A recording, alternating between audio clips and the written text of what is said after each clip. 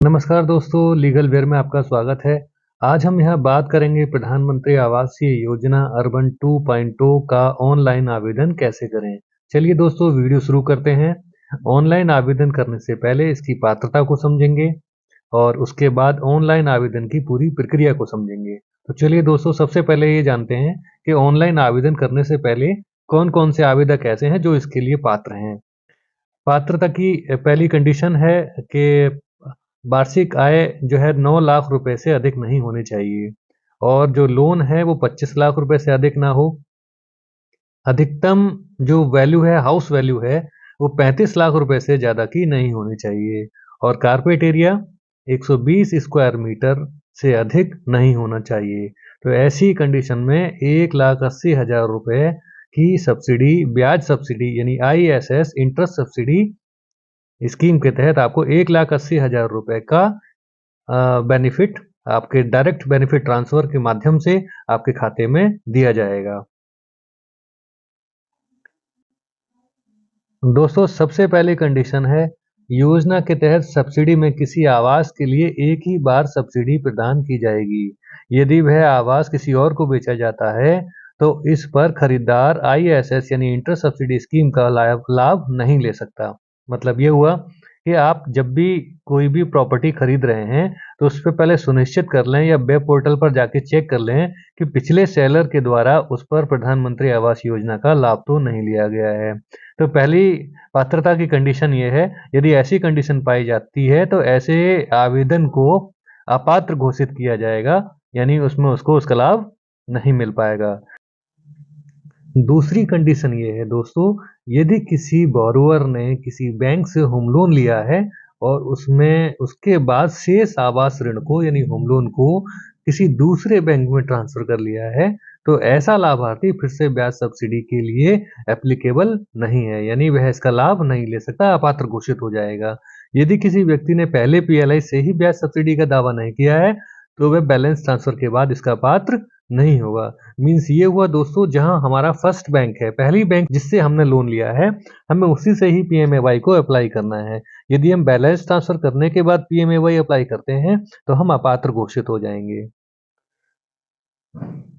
अब बात करते हैं दोस्तों कि हमें कितना लोन लेना चाहिए और कितने समय के लिए लेना चाहिए जिससे कि हमारी PMAY का हम पूरा लाभ उठा सकें। तो दोस्तों, 8 लाख रुपए से कम का लोन हमें नहीं लेना है और जो अपना टेन्योर है वो 12 साल से कम नहीं रखना है और इसकी कंडीशन ये भी है कि 5 साल तक लोन चलाना अनिवार्य है, क्योंकि जो भी 1,80,000 की PMAY सब्सिडी का लाभ जो मिलेगा वो 5 ट्रांचेस के लिए मिलेगा। 5 ट्रांचेस का मतलब हुआ हर साल आपको 5 भागों में 5 किस्तों में ये पैसा आपको ट्रांसफर होगा। यानी पहली किस्त ट्रांसफर होगी और पहली किस्त ट्रांसफर होने के बाद अगले साल आपका फिर जो अप्लाई करेंगे दोबारा से आपकी ट्रांच बनेगी। तो ट्रांच के लिए कंडीशन ये है कि रिलीज करने से पहले आपका जो प्रिंसिपल है वो 50% से अधिक होना चाहिए। यानी ऐसे लोग जो सिर्फ PMAY का लाभ लेना चाहते हैं और वो अपने लोन में सिर्फ प्री पेमेंट कर दें और प्री पेमेंट करने के बाद यह सोचें कि हमें पूरा लाभ मिलेगा, तो उनको लाभ नहीं मिलेगा। उनको लाभ तभी मिलेगा जब उनका दूसरी ट्रांच आने से पहले उनका प्रिंसिपल 50% से अधिक हो। यानी सब्सिडी के लिए उनको 5 साल तक लोन को चलाना ही चलाना है। इसको एक एग्जाम्पल से समझते हैं दोस्तों।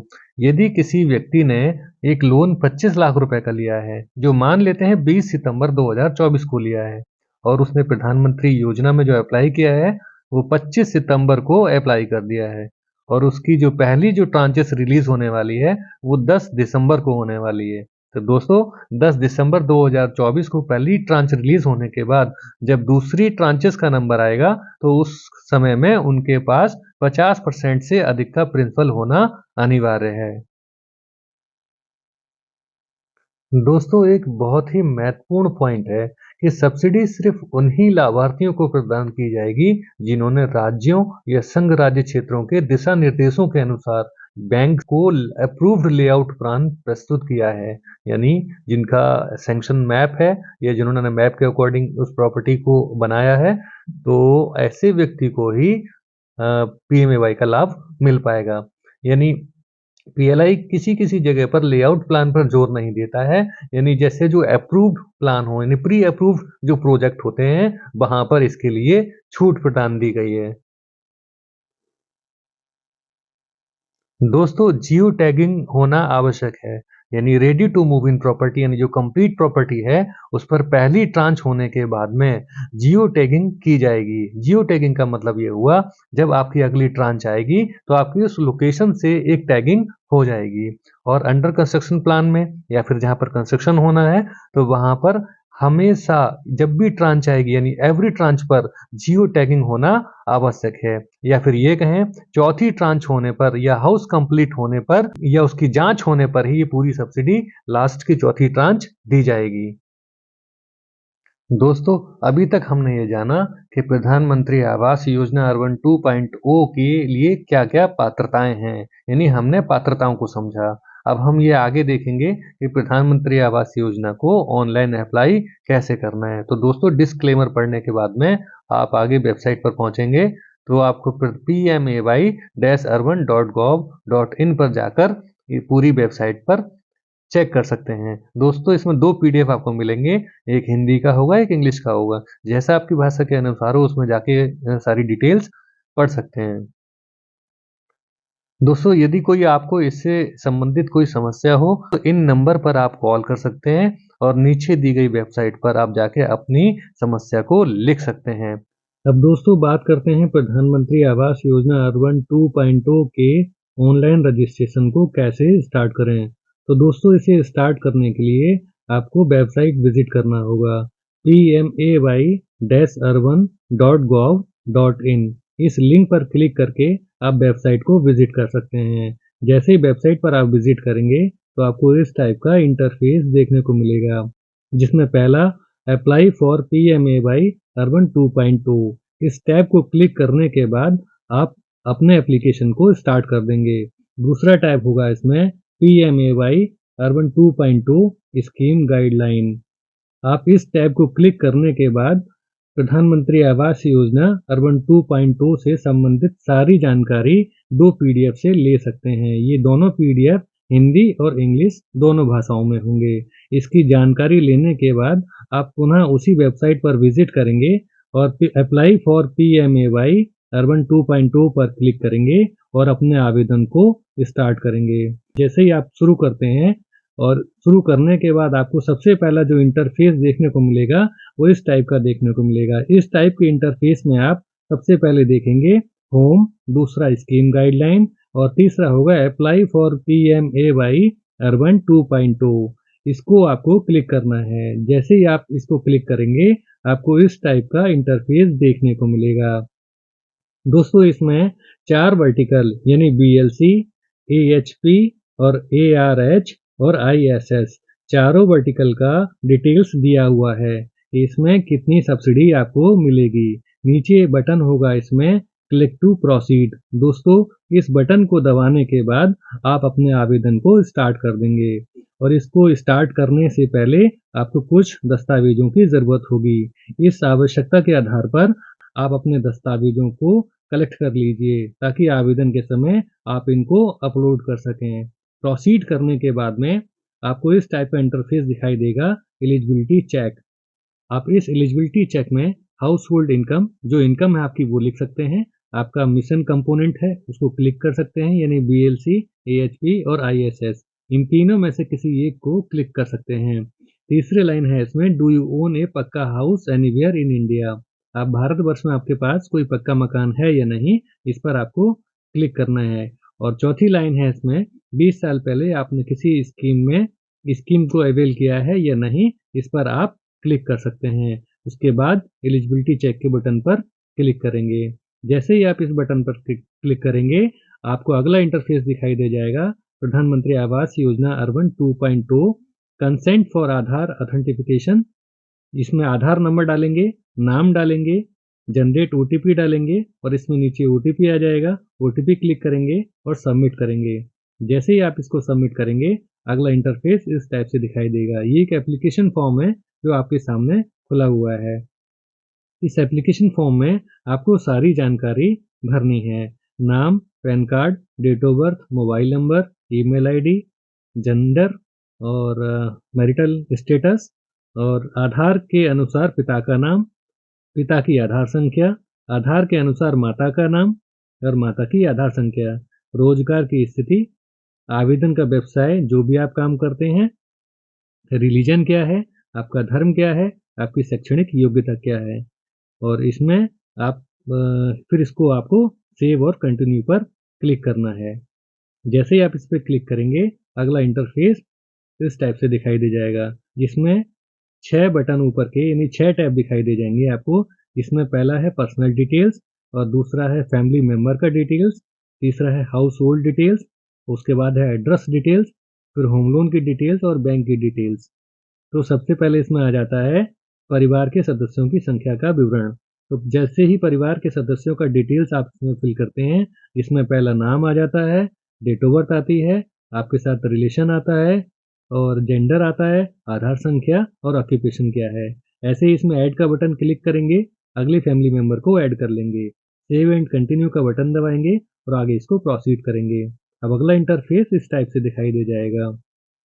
अब आती है हाउस होल्ड की डिटेल्स। हाउस होल्ड की कैटेगरी इसमें क्या है, ईडब्ल्यूएस में आते हैं, एलआईजी में आते हैं, एमआईजी में आते हैं, आपको क्लिक करना है। उसके बाद आता है आपको क्या परिवार के पास भारत में कहीं अपना मकान है, यस और नो पर क्लिक करना है। इसके बाद अपलोड इनकम सर्टिफिकेट, जो आपकी इनकम सर्टिफिकेट है उसको यहाँ पर अपलोड करना है।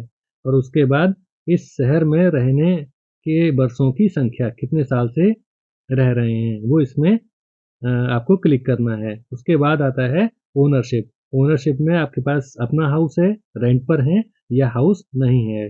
सेव एंड कंटिन्यू का बटन दबाएंगे और इसमें आगे क्लिक करेंगे और आगे एड्रेस की डिटेल्स में जाएंगे।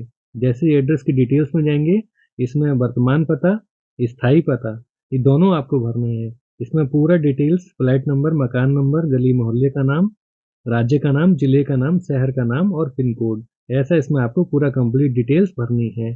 सेम ऐसा ही आपको परमानेंट डिटेल्स में भी भरनी है। अब प्रॉपर्टी, जहाँ पर प्रॉपर्टी का एड्रेस कंप्लीट भरना है, वो नीचे है फ्लैट नंबर, राज्य का नाम, शहर का नाम, पिन कोड, जिले का नाम और गली मोहल्ले का नाम। अगर आपका सेम एड्रेस है परमानेंट का, वही आपको इसमें क्लिक करना है। दोस्तों, इसको फिर आगे आपको सेव एंड कंटिन्यू करना है। इसे कंटिन्यू करने के बाद आप अगले पेज पर पहुंचेंगे। अब ये कंस्ट्रक्शन वाले एप्लीकेशन के लिए है, जिसमें जहां पर कंस्ट्रक्शन होना है उस एड्रेस का, उस साइट का एड्रेस आपको कंप्लीट इसमें देना है। सेम एज प्रेजेंट एड्रेस पे है तो सेम एज प्रेजेंट एड्रेस पे क्लिक करना है, नहीं तो आपको इसमें डिटेल्स पूरी फिल करनी है। फ्लैट संख्या, राज्य का नाम, शहर का नाम और गली मोहल्ले का नाम, जिले का नाम और पिन कोड। दोस्तों, इसमें आपको भूमि के दस्तावेज के पेपर भी आपको इसमें अपलोड करने हैं। जैसे पेपर इसमें अपलोड हो जाते हैं, आपको सेव एंड कंटिन्यू पर क्लिक करना है। जैसे सेव एंड कंटिन्यू पर आप क्लिक करेंगे, अगला इंटरफेस आपको इस टाइप से दिखाई दे जाएगा। राज्य का नाम इसमें सेलेक्ट करेंगे, सेव एंड कंटिन्यू पर क्लिक करेंगे और इसमें सबसे पहला लिखा हुआ है क्या आपने पहले ही होम लोन ले लिया है। अगर आपने यस और नो इन दोनों में से क्लिक करेंगे। अगर आपने पहले होम लोन ले लिया है तो होम लोन का डिटेल्स भी आपको इसमें फिल करना होगा, जिसमें किस बैंक से लोन लिया है, यानी पीएलआई का मतलब नाम है जिस बैंक का नाम, उसकी सारी डिटेल्स इसमें आपको फिल करनी है। सेव एंड कंटिन्यू पर क्लिक करेंगे और आगे बढ़ेंगे। अब दोस्तों, इसमें बैंक का डिटेल्स भी आपको भरना है, जिसमें लोन खाता संख्या, प्रॉपर्टी की वैल्यूएशन और ये डिटेल्स आपको इसमें फिल करनी है, जैसे लोन की डेट, लोन अमाउंट, ये सारा डिटेल्स इसमें भरने के बाद में सेव एंड कंटिन्यू पर क्लिक करेंगे। जैसे ही आप इसमें क्लिक करेंगे, आप अगले पेज पर फिर पहुंच जाएंगे, जिसमें बैंक की डिटेल्स आपको फिल करनी है, जिसमें बैंक का नाम और बैंक की खाता संख्या की पुष्टि, यानी इसको कंफर्मेशन अकाउंट नंबर बोलते हैं। पहले अकाउंट नंबर डालेंगे, कंफर्मेशन अकाउंट नंबर डालेंगे, आईएफएससी कोड, उस बैंक का जो आईएफएससी कोड है वो इसमें डालेंगे और उसके बाद जो है इसको आप फाइनली सेव कर लेंगे। जैसे ही आप इसको फाइनली सेव करते हैं, यानी ये क्लिक करने के बाद में ये चेकबॉक्स को क्लिक करेंगे और फाइनली सेव कर लेंगे, तो आपको एक एप्लीकेशन आईडी जनरेट हो जाएगी। जो एप्लीकेशन आईडी होगी वो आपकी प्रधानमंत्री आवास योजना अर्बन 2.0 का एप्लीकेशन आईडी है, जिससे आप आगे जाके ट्रैक कर सकते हैं और अपने एप्लीकेशन की स्थिति को जांच सकते हैं। इसके जांचने के 3 तरीके होंगे। पहला, ट्रैक एप्लीकेशन पर आप जाएंगे, ट्रैक एप्लीकेशन पर जाने के बाद में बेनिफिशियरी या एप्लीकेशन नंबर से आप इसमें ट्रैक कर सकते हैं। ट्रैक करने के बाद आपको इस माध्यम से अपने एप्लीकेशन की स्थिति को जांच सकते हैं। अगला आता है कि ट्रैक एप्लीकेशन आप अपने आधार नंबर से भी कर सकते हैं, यानी आधार नंबर जो आपका आधार कार्ड का कंप्लीट नंबर और उस पर जो नाम लिखा है वो इसमें फिल करने के बाद में अपने एप्लीकेशन की स्थिति को चेक कर सकते हैं। अब दोस्तों इसमें तीसरा आता है कि आप मोबाइल नंबर के माध्यम से अपने इस एप्लीकेशन को भी जांच सकते हैं। तो तीसरा टैब जो आ रहा है इसमें मोबाइल नंबर और उसमें आधार कार्ड का जो नाम है वो कंप्लीट नाम और डेट ऑफ बर्थ, इन तीनों डिटेल्स को फिल करने के बाद में आप अपने एप्लीकेशन को चेक कर सकते हैं। तो दोस्तों इस प्रकार से आपने देखा कि आप ये कंप्लीट डिटेल्स फिल करने के बाद अपने एप्लीकेशन को ऑनलाइन कर सकते हैं और एप्लीकेशन को ऑनलाइन करने के बाद आपके कुछ समय बाद अपने एप्लीकेशन की स्थिति को भी जांच सकते हैं। आशा करता हूँ आपको ये वीडियो पूरा कंप्लीट समझ में आया होगा। यदि फिर भी आपका कोई डाउट है, कोई प्रश्न है, तो आप नीचे कमेंट बॉक्स में लिख सकते हैं।